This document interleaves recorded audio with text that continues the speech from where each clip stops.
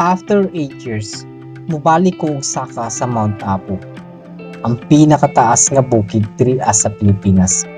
Sa una, kuyog na ko akong asawa. Pero karon ako na lang sa isa. Kay dili na daw makaya sa iyang tuhod. Ana na jud ta mga idara na.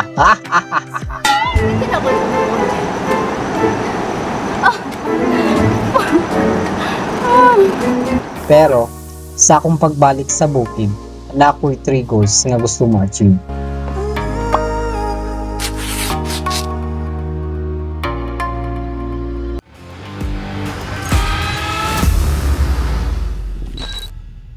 Sa among pagbiyahe from Davao to Santa Cruz, naabot mi og gabi.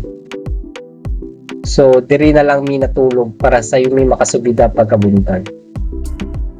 Before sa among pagsubida, nag-orient sa mi na license guide diri sa Mount Apo. Tama na oras, tama na ulan. Naliko na no? Goal raman bro. 13 point raha sa kauras. Harian jam bro. Ulan. Ya, mo na to.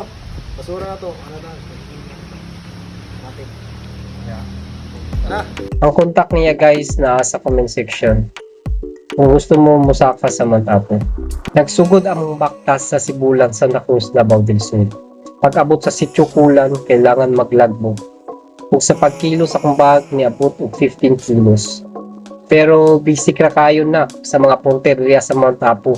Naparehaan ni Kuya Richard na niabot og 60 kilos ang iyang ginukto. Akong salamat sa inyo ha. Kira Jay. Isa na sa mga pinaka-power. Ilang mga sityo diriya guys, daghan kay piso wifi. Habang nagpadayon, nagsugod na ang tinuod nga challenge. Ang akong bag bugat mataglakang. Bisag kapoy na, lahi ra jud ang feeling nga nakakastunga sa kalasangan. Ang kahilom, ang hangin, ug ang nature nga naghatag og kusog para mo padayon.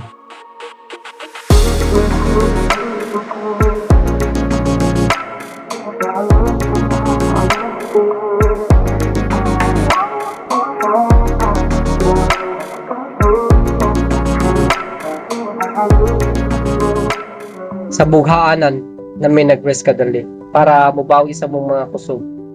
Isa sa mga gimingawan na ako sa pagsubida sa bukid, ang makita og ingani ng mga punuan na wala jud sa syudad. Diba? Maka-amaze. Pila na kaya ni katuig?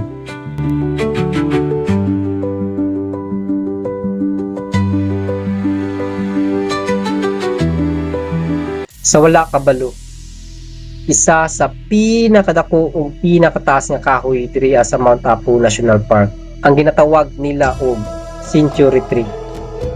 Usa ni kahiganting almasiga tree nga gi-estimate nga mga 300 to 500 katuig na ang edad. Endangered na diay ni na kahoy kay almost 1,000 na lang daw ang nabilin sa tibok Pilipinas.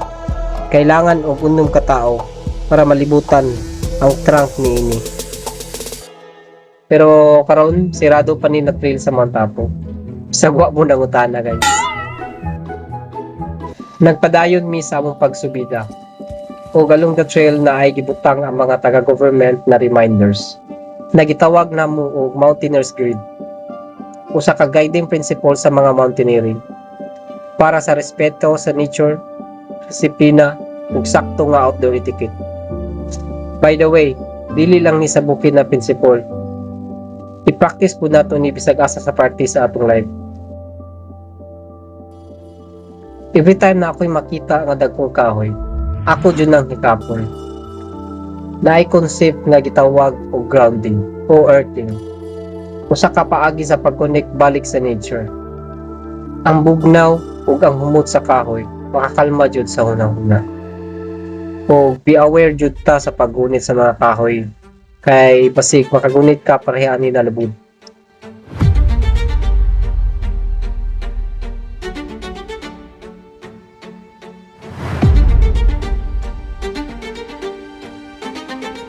Naabot nami sa Big Rock nga duol na ni siya sa campsite. Itawag siya og Big Rock kay sa kadako jud sa bato nga naay ni patong nga dakong kahoy sa iyaha.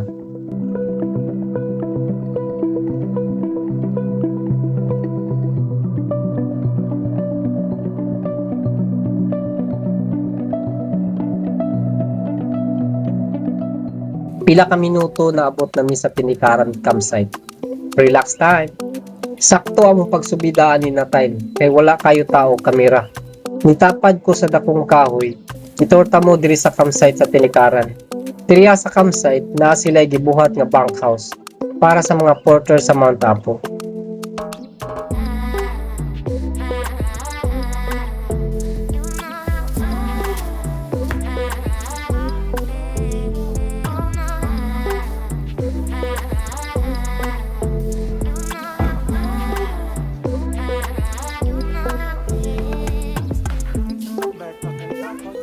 Daghan po kay unggoy diri ug karon pa jud ko kakitag unggoy nga pinakagwapo. Siguro ngayon lang nakakita ganda lalaki. Napod mga iring nga nasaag diri sa campsite ug nanaghan na ni sila. Pero medyo delikado pud ni para sa uban hayop sa Mount Apo National Park.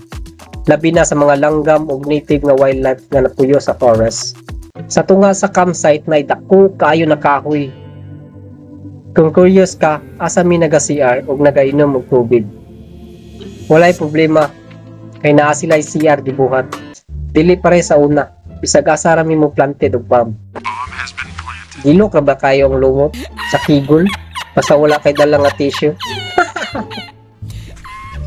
Mao ni ang water source sa una 2018. Last na kong adto. Karon, iplastar na nila og tarong. Unlimited tubig nga perting tugnawa jud. Chicken nga manok among sudan.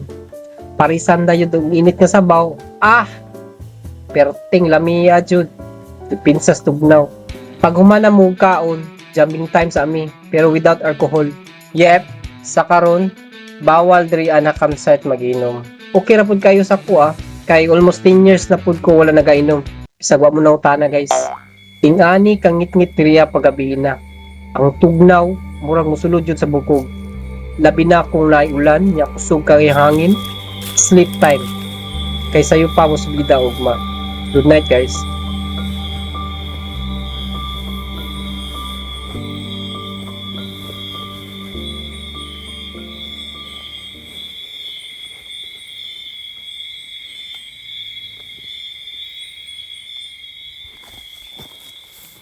Pagmata perting bugnawa, nagsugod mi iglakaw samtang ngit pa para makapas mi sa sunrise.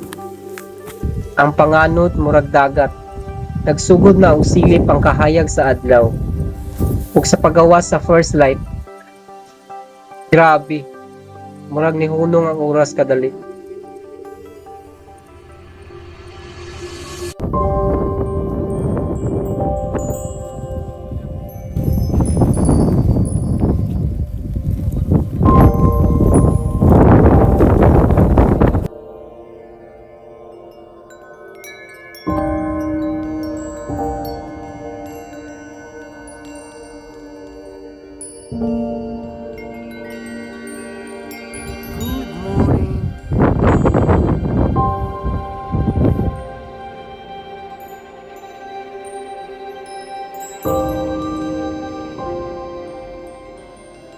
After sa sunrise, nipadayon ako og subida padulong sa pinaka-peak sa Mount Apo. Ug pag-abot sa crater, dili lang di ay ni ordinaryo nga bukid, kundi usa ka higanting bulkan nga natulog lang sa kadugayon. Bisag walay recorded eruption ang Mount Apo, mabati gihapon nimo ang iyang kakusog. Pinaagi sa bato, sulfur, ug init nga singaw sa palibot.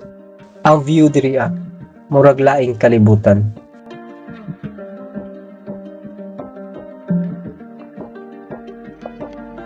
Isa sa 3 goals nako sa pagbalik sa Mount Apo ang maka-livestream sa taas para ma-share nako ninyo ang real-time experience sa ibabaw sa Apo.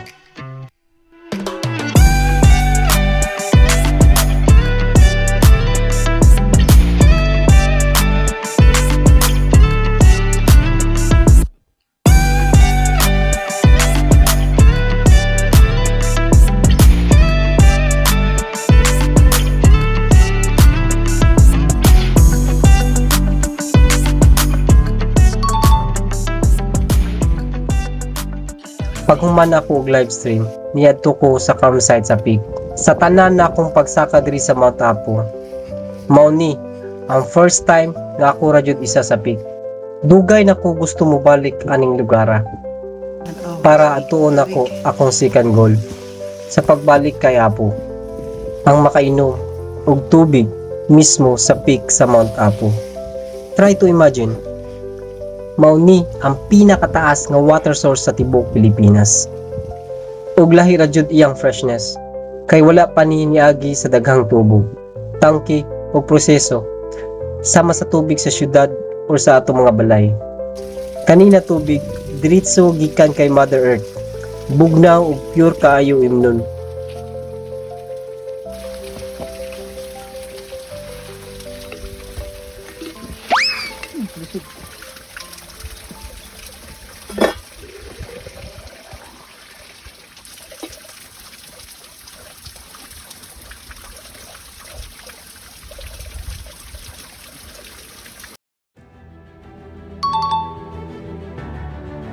Pagkahuman ako og inom og tubig, nidiritso ko og saka sa isa sa peak din sa Apo para tiwason ang akong misyon.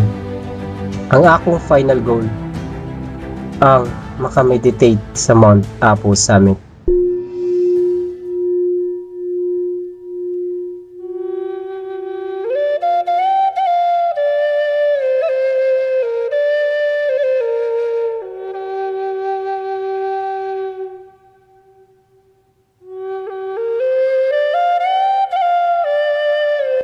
Usa kini ka pahinumdom sa akong kaugalingon ug unsa jud ang akong life purpose.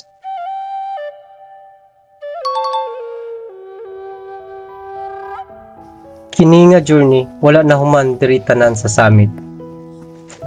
Kay ang tinuod nga subida sa kinabuhi ay kung unsaon nimo pag-improve ang imong kaugalingon matag adlaw.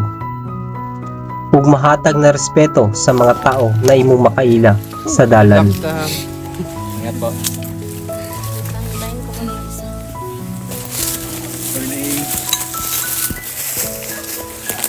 Ingat guys.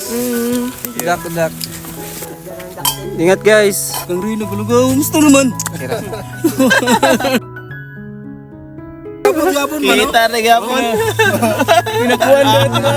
Nibalik ko diri para maka-reconnect sa akong kaugalingon, sa nature ug sa purpose sa akong kinabuhi. To remind myself to become the best husband and father that I can be.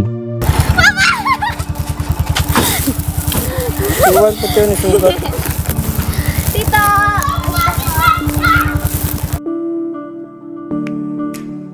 Thank you sa pag-uban sa akong journey until the end. This is Michael and see you in the next adventure.